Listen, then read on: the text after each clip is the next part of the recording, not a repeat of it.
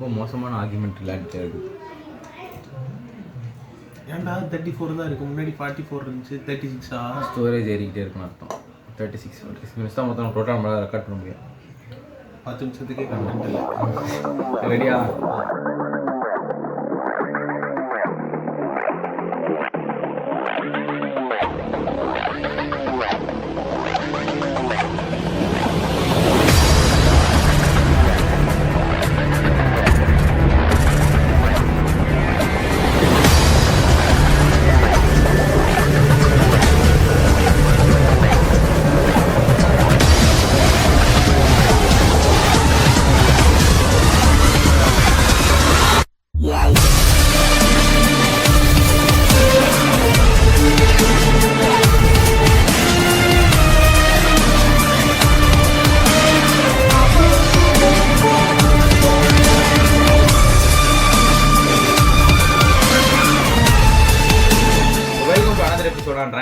இது 5வது video of our channel.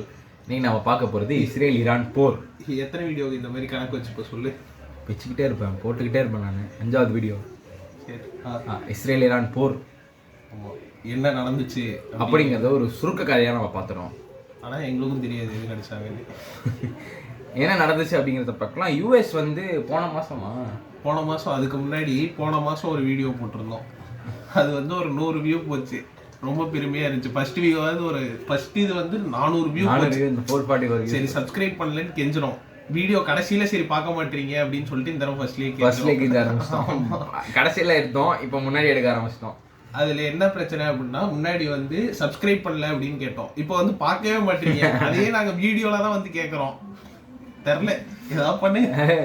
Okay, சரிதான். இன்னைக்கு வந்து இஸ்ரேல் ஈரான் போரோட ஒரு சுருக்க கதையை முதல்ல பார்ப்போம். என்ன அப்படின்னு பார்த்தீங்க அப்படின்னா, ஈரானோட சுப்ரீம் லீடர் அலி கமேனி அவரை வந்து இஸ்ரேலும் யூஎஸும் அலைன்ஸ் அட்டாக்காக பண்ணி மிசைல் அட்டாக்ல இறந்துட்டாரு அப்படிங்கிறத முதல்ல வந்து அவங்க நாட்டு மக்கள் தான் கண்டுபிடிக்கிறாங்க.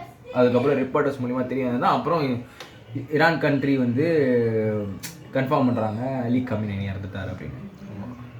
அது ஏன் இறந்தாரு அப்படிங்கிறது எனக்கும் தெரியல. அந்த இது நியூக்ளியர் ஏன் இறந்தாருன்னா குண்டு போட்டாங்க, இறந்துட்டாரு. அது ஏன் அந்த குண்டு போடுறது ஸ்டார்ட் ஆச்சு? குண்டு போடுறது ஏன் ஸ்டார்ட் ஆச்சு அப்படின்னா, நியூக்ளியர் ப்ரோக்ராம் வந்து ஈரான் பில்ட் பண்ணிட்டு இருக்காங்க அப்படிங்கிற ஒரு பேச்சுவார்த்தை. சரி, அப்படி பில்ட் பண்றது வந்து யார் ஆரம்பிச்சு வச்சா, ஈரானுக்கு வந்து இந்த நியூக்ளியர் ப்ரோக்ராம் அப்படிங்கறத யார் ஆரம்பிச்சு வச்சா அப்படின்னா யூஎஸ் தான். ஒரு 1950 இருக்கும். அப்போ வந்து ஒரு ராஜா இருப்பார். அவர் பேர் வந்து ஏதோ ஷா ஏதோ, அந்த பேர் வந்து நீ போட்டுரு எடிட்ல. அந்த ராஜா இருந்தப்ப வந்து யூஎஸும் ஈரானும் இப்படி அவ்வளோ க்ளோஸ், இணைப்பிரியார். ஆமா, அந்த மாதிரி இருந்தாங்க. ஏன்னா ஆயில் தேவை. அந்த மாதிரி இருந்தவங்கள வந்து இந்த இவருக்கும் முன்னாடி கமேனிக்கு முன்னாடி கொமேனின்னு ஒருத்தர் இருந்தாரு. அப்பா, ஆமா, அவரு அப்ப first spiritual leader. Okay, Iranian revolution அப்படின்லாம் ஒண்ணு நடக்கும். இதெல்லாம் சொன்னா அப்புறம் வந்து பெரிய கதை. அது என்ன கொஞ்சம் தனியாக அது ஒரு பிரான்ச் ஆகும். இப்போதைக்கு மெயின் ஆமா, இந்த ஏன் அடிச்சாங்க அப்படின்ற இந்த வார்ஸ் ஏன் ஆரம்பிச்சது அப்படிங்கறது. அதாவது நம்ம வந்து இவ்வளவு நேரம் இதை ஆனே பண்ணாம பேசிட்டு இருந்தோம். ஸ்டார்டிங்ல இருந்தே போயிடலான்றியா? இல்ல ஸ்டார்டிங்ல இருந்தெல்லாம் இல்ல. எங்க நிறுத்தணும்னு தெரியாது. ஒருத்தன் குறுக்க வந்துட்டாங்க, அதனால நாங்க குத்துமதிப்பா ஆரம்பிக்கிறோங்க. அலி அந்த கமேனி வந்து அந்த அலையன்ஸ் டாடியா அது தனி இதுவா போகும். அவங்க அப்பா தான் ஷான்னு சொன்னோம்ல, இந்த ஷா ரெவல்யூஷன், ஈரானியன் ரெவல்யூஷன். இவங்க இப்போ பேசிக்கா என்னன்னா, யூஎஸ்க்கு ஈரான் வந்து பாத்தீங்கன்னா அவங்க நிறைய குரூப்ஸை வந்து ட்ரெயின் பண்ணியும் சப்ளைஸ் கொடுத்தோம் வந்து அவங்க ட்ரெயின் பண்ணிட்டு இருந்தாங்க. டெரரிஸ்ட் குரூப் அப்படின்னு சொல்றாங்க அவங்கள. இதுல வந்து நமக்கு ரொம்ப தெரிஞ்சது வந்து ஹமாஸ் தெரிஞ்சிருக்கும். இந்த பாலஸ்தீன் இஷ்யூனால ஹமாஸ் தெரியும். ஹெசபுல்லா வந்து ஒரு சில பேருக்கு தெரியலாம். கொஞ்சம் ஃபாலோ பண்றவங்களுக்கு தெரிஞ்சிருக்கும். ரொம்ப டீட்டெயில் இல்ல. ஹெசபுல்லான்ற ஒரு இது இருக்கு. நானும் இப்பதான் சாட் ஜிபிடில பார்த்தேன்.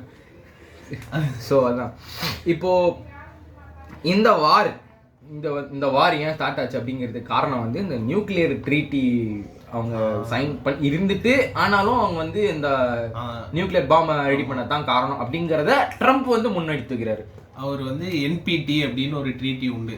அதுல வந்து இந்தியா பாகிஸ்தான்லாம் அதுல கிடையாது. அதனாலதான் நம்மளால நியூக்ளியர் வெப்பன் ஃப்ரீயா பில்ட் பண்ண முடிஞ்சுச்சு. இதுக்கு நடுவுல சம்பந்தமே இல்லாம எப்பவும் போல நார்த் கொரியா வந்து அதுல இருந்துட்டு வெளில வந்துட்டு அதுக்கப்புறம் நியூக்ளியர் வெப்பன் ரெடி பண்ணாங்க. அது வந்து தனி கேட்டகரி.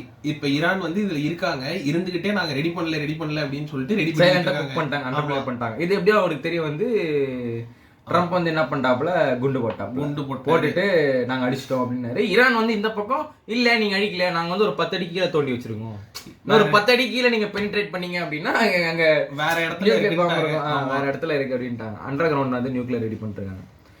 இப்போ இந்த அடி எப்படி இப்போ இந்த அட்டாக் வந்து பாத்தீங்க அப்படின்னா நீங்க கேட்கலாம், ஈரானும் யூஎஸ்ஏவும் எதிர் தூரத்துல இருக்கு, எப்படி அடிக்கிறாங்க அப்படின்னு கேட்கும்போது வீடியோக்கு நடுவுல ஒருத்தன் வந்துகிட்டே இருக்கிறான். யூஎஸ்ஏ நீ தான் வேற யாரு, நம்ம ஃப்ரெண்டு தான் உட்காந்துருக்காப்புல பின்னாடி. அவன் தான் போன வீடியோ கட் ஆனதுக்கு காரணம், ஆடியோ கட் ஆயிருச்சு. இப்போ ஈரானும் யூஎஸ்ஏவும் எதிர் துருவத்தில் இருக்கு, எப்படி அடிக்கிறாங்க, மிசைல் ரேஞ்ச் எப்படி அவ்வளோ கிடைக்குதுன்னு பார்த்தா அவங்க அப்படி அடிக்கல. ஈரானுக்கு கிடைக்கவே இல்லை. இஸ்ரேல்ல இருக்க யூஎஸ் பேசிஸ் அந்த மாதிரி நிறைய வச்சிருக்காங்க யூஎஸ். அந்த பேசிஸ்ல இருந்து ஈரான் அடிச்சிருக்காங்க. பதிலுக்கு ஈரான் வந்து டைரக்டா யூஎஸ் அடிக்கலாம்னு பார்த்தாரு, முடியல. ரேஞ்சில் அவர்கிட்ட ஒன்னா திரும்ப அடிச்சிருவாங்கன்னு பயப்படணும். இல்லைன்னா தெரியல, ஒரு ஆள் ரேஞ்ச் இல்லையோ என்னமோ. ரேஞ்ச் வாய்ப்பே இல்லை. ரேஞ்ச் அவங்க இஸ்ரேல் போறதே பிரச்சனையா இருக்கு அவங்களுக்கு. ஏன்னா என்ன பிரச்சனைலாம் தெரியலங்க. ஆனா என்னன்னா ஏதாவது கொமேனி மொத்தத்துல ஈரானுக்கு ஃபுல்லா பிரச்சனை. ஆமா, அங்க வந்து வெஸ்ட் ஏஷியால வந்து சவுதிங்கிறவங்க வந்து அவங்க எதோட ஹெட் அப்படின்னா சன்னி முஸ்லிம்ஸோட ஹெட். இவங்க ஈரான் வந்து ஷியா முஸ்லிம்ஸோட ஹெட். இப்ப இங்க இருக்கிற ஷியா கம்யூனிட்டிலாம் வந்து எங்க சுப்ரீம் லீடரை கொண்டுட்டீங்க அப்படிங்கறத இங்க போற ப்ரொட்டஸ்ட். அதுல வந்து ரொம்ப கொந்தளிச்சது வந்து எங்க அண்ணன் திருமாவளவன். அவர் வந்து டென்ஷன் ஆயிட்டாரு. ட்ரம்ப்புக்கு வந்து அவர் இங்க இருந்தே எச்சரிக்கை எல்லாம் விடுத்திருக்காரு. இந்த மாதிரி பார்த்து இருந்துக்கடா ட்ரம்ப் அப்படின்ட்டு இருக்காரு. இல்ல நான் என்ன சொல்றேன் அப்படின்னா, இது ஈரானுக்கோட பிரச்சனைனா அது அவனோட பிரச்சனை, அவனை தீர்த்துக்கிறாங்க. பக்கத்துல இருக்க கண்ட்ரியோட பிரச்சனை. எங்கேயோ பக்கத்து போல இருக்கவனுக்கு என்ன இதுல பிரச்சனை? நீ ஒன்னா ஃப்ரேம் உள்ளவா இல்ல ஃப்ரேம் விட்டு வெளியே போ. சத்தியமா தெரியுது, வேணா இங்க வா. தலை மட்டும் தெரிஞ்சு பரவாயில்ல. இப்போ எங்க விட்டேன் தெரியல. சரி, ஓகே. அதான் இப்போ இதுக்குள்ள ஏன் ட்ரம்ப் வராரு அப்படிங்கிறது தான் வந்து அவங்களோட கேள்வியாவே இருக்கு. இப்போ ஒரு நாட்டுக்குள்ள நடக்கிற பிரச்சனை வழக்கம் போலதான், எதுக்கு தேவையெல்லாம் போய் வெளிச்சொல்ல. இப்போ வந்து ஏன் யூஎஸ் இது உள்ள வருது அப்படின்னா, யூஎஸ் கூட ஈரான் வந்து JCPOA அப்படின்னு ஒரு அக்ரிமெண்ட் வந்து சைன் பண்ணியிருந்தாங்க.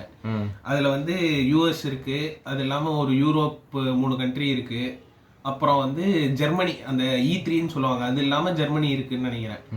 இப்ப இந்தியா சேர்க்காம ஏன் ஜெர்மனி சேர்த்தாங்க அப்படின்னா, இந்தியா வந்து ஈரான் கூட தோஸ்து க்ளோஸ். ஆமா, அதனால வந்து சேர்த்துக்கல.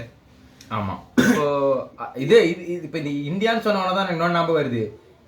இப்போ இந்தியா இப்போ அந்த வாரில் ஸ்டாண்ட் எடுக்குமா அப்படின்னு கேட்டிங்கன்னா அது கொஞ்சம் தெரிஞ்சு நியூட்ரல் ஸ்டாண்ட் எடுப்பாங்க. ஆனால் வரைக்கும் ஸ்டாண்ட் இன்னும் எடுக்கல. ஆனால் இப்போ ஏன் சொல்கிறேன் அப்படின்னா, இந்த ஷிப்பு அந்த ட்ரில்லுக்காக இந்தியாவுக்கு அந்த வைசாக் வரக்கூடிய ஒரு ஈரான் ஷிப்பை வந்து யூஎஸ் வந்து அடிச்சிருச்சு கான்ஃப்ளிக்ட் ஆக்கி விட்டான். அது வந்து அங்க வெஸ்ட் ஏஷியாக்குள்ள நடக்குது கான்ஃப்ளிக்ட் அப்படின்னா அதுக்குள்ள முடிச்சுக்கணும். அவர் வந்து நிஜமாலே இதை வேர்ல்டு வாரா ஆக்கணும்னு முடிவு பண்ணிட்டாரா என்னென்னலாம் தெரியல. எதுக்கு இந்தியன் ஓஷன் வரைக்கும் அடிச்சு இப்போ என்ன பண்ணா சைனாவோட அலையன்ஸ் கோத்துருவோமா இந்தியா ஈரான்லாம். ஏன்னா இப்போ ஈரான் வந்து சைனா வந்து ஈரானுக்கு சப்போர்ட் பண்ணியிருக்கான். என்னன்னா அவங்க நாட்டு பிரச்சனை, இதுக்குள்ள ஏன் யூஎஸ் தலையிடணும் அப்படிங்கிறது அவன் ஸ்டாண்டு. இந்த ஸ்டாண்ட் எடுத்துட்டாங்கன்றதுக்காக ஈரான் வந்துட்டு அந்த அவங்களோட அந்த வாட்டர் சப்ளை கொடுத்துட்டான். இப்போ ஐ மீன் சீவை கொடுத்துட்டான். இல்லை சத்தியமா இல்லை ஆமா, இங்கே வேறு சைனா வந்து ஈரானுக்குள்ள இப்போ ஈரானோட பிரச்சனை அப்படின்னா அவங்க நாட்டோட பிரச்சனை, அதை அவங்க தான் பார்த்துக்கணும்.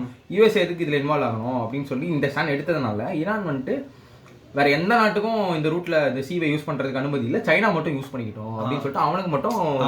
மேபி இப்போ வந்து ரஷ்யாவுக்கு வந்து அந்த சி ரூட் இவன் சொல்ற மாதிரி இருக்கு அப்படின்னா, அந்த சி ரூட் வந்து ரஷ்யாவுக்கு ரொம்ப தேவையான ஒரு விஷயம். இந்த டைம்ல ஸ்டாண்ட் எடுக்கலாம். ஏன்னா ரஷ்யா வந்து ஃபுல்லாவே வந்து இந்த கோல்டு ஓஷன் ஐஸ் இருக்கிற இடம் மட்டும்தான் ரஷ்யானால போர்ட் வச்சு ஆக்சஸ் பண்ண முடியும். ஆனா ரஷ்யா வந்து ஒரு சூப்பர் பவர் யூஎஸ்க்கு எகெயின்ஸ்டா கன்ஃபார்ம் நிக்கும்டா அப்படின்னா அதுக்கு அந்த வார்ம் ஓஷன் தேவை. அந்த மாதிரி ஒரு இடம் ஆக்சஸ் பண்ணோம்னா ஈரான் வந்து அதுக்கு ஒரு முக்கியமான ஒரு சென்டர் பாயிண்ட்.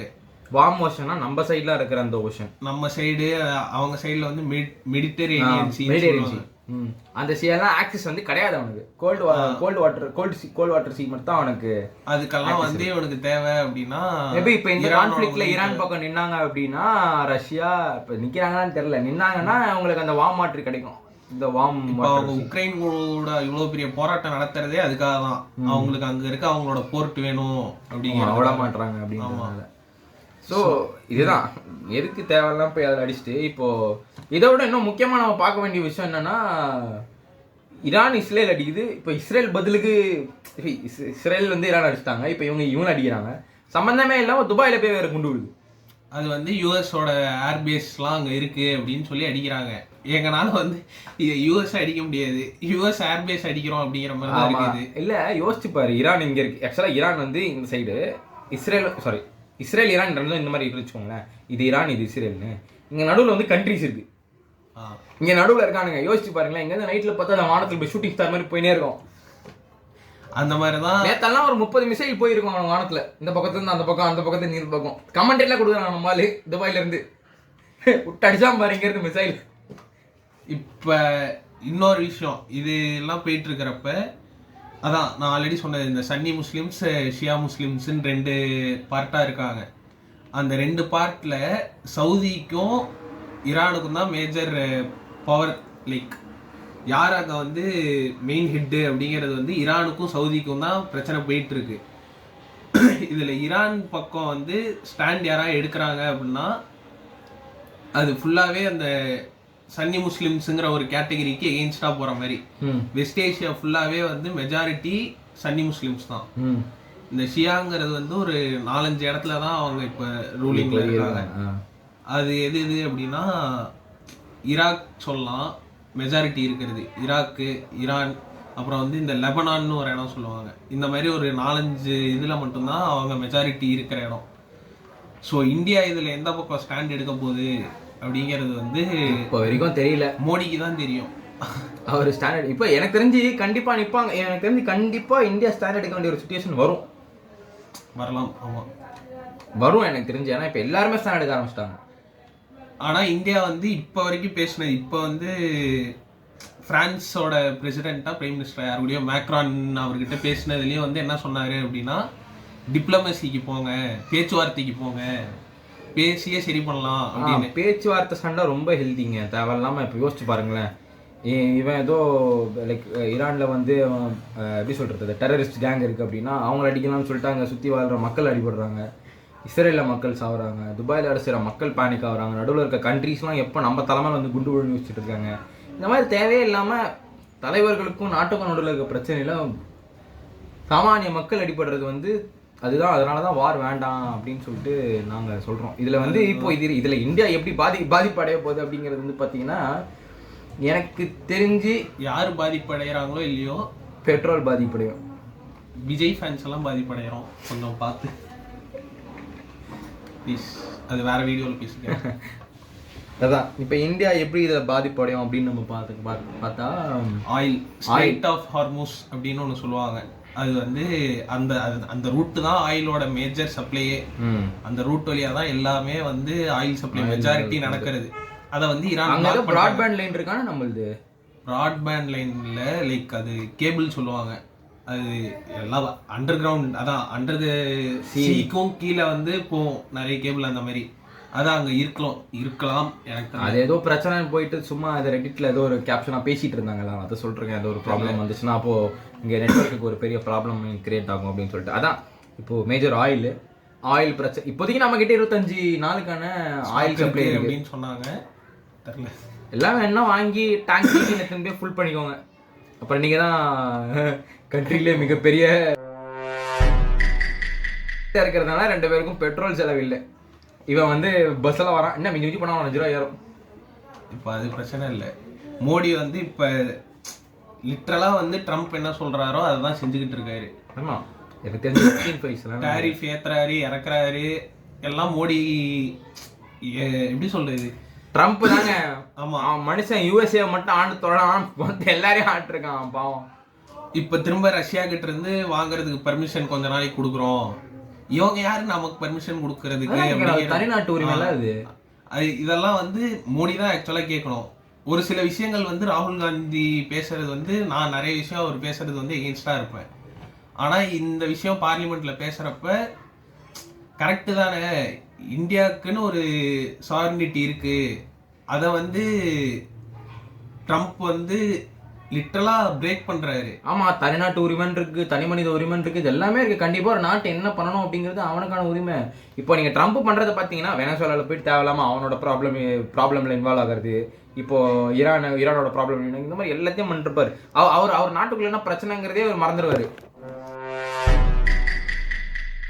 ட்ரம்ப் வந்து அவர் நாட்டுக்குள்ள இருக்க பிரச்சனை எல்லாம் விட்டுருவாரு. அவரு நேரா பக்கத்து நாட்டு, எனக்கு நான் இங்கெல்லாம் பார்க்க மாட்டேன், என் ஷூ எல்லாம் முக்கியம் இல்லை, எனக்கு பக்கத்து ஷூல ஒழுங்கா இருக்கணும். வந்து இப்ப நாங்க என்ன சொல்ல வரோம் அப்படின்னா, எப்படி திருமாவளவன் வந்து ட்ரம்ப்புக்கு ஒரு எச்சரிக்கை விடுத்தாரோ நாங்க வந்து மோடிக்கு எச்சரிக்கை விடுக்கிறோம் அப்படின்னா வீடியோ அவ்வளவுதான், பிரச்சனை ஆயிடும். இல்ல ஆகாது, ஆயிடும். மோடி வேணாம், ட்ரம்ப் கொடுவோம்.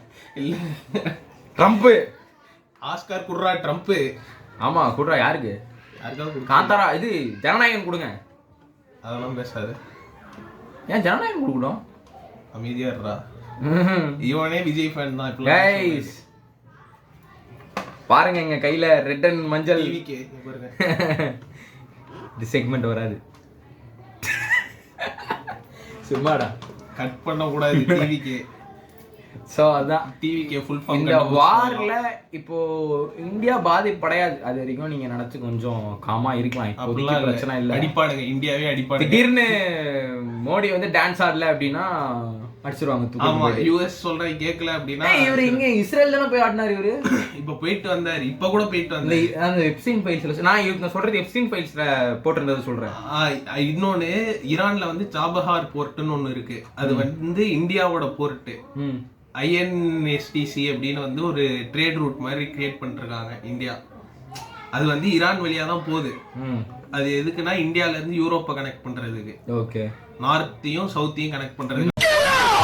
அந்த ட்ரேட் ரூட் வந்து கட் ஆயிருச்சு, கட் ஆகும் இந்த சாபஹார் போர்ட் இல்ல அப்படின்னா. இப்ப யூஎஸ் என்ன பண்ணிருக்கு, அந்த சாபஹார் போர்ட் மேலயும் சாங்ஷன் போட்டிருக்கு.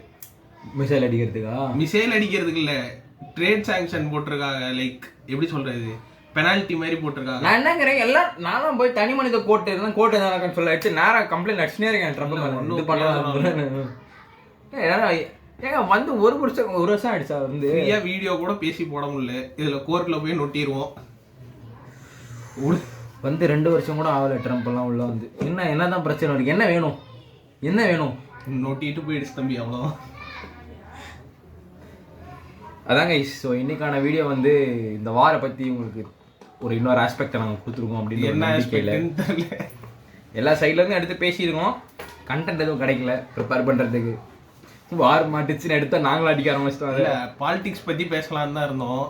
எலெக்ஷன் மே தானே, இப்பயே பேசி என்ன பண்ணுறது, கிட்டக்க பார்த்து அண்ணன் வேற வாரத்துக்கு ஒரு நியூஸ், வாரத்துக்கு இல்லை டெய்லி நியூஸோட வந்துகிட்டே இருக்காரு. கொஞ்சம் செட்டில் ஆகட்டும், அப்புறம் பேசுவோம். கொஞ்சம் பார்க்கலாம், என்ன அவர் ஃபிகர் அவுட் பண்ணுவோம், அப்புறம் வந்து வருவோம் அந்த கண்டென்ட். ஃபிகர் தாங்க பிரச்சனையா அங்கே என்ன. ஸோ இதுதான் அந்த வீடியோட டேக் அவே.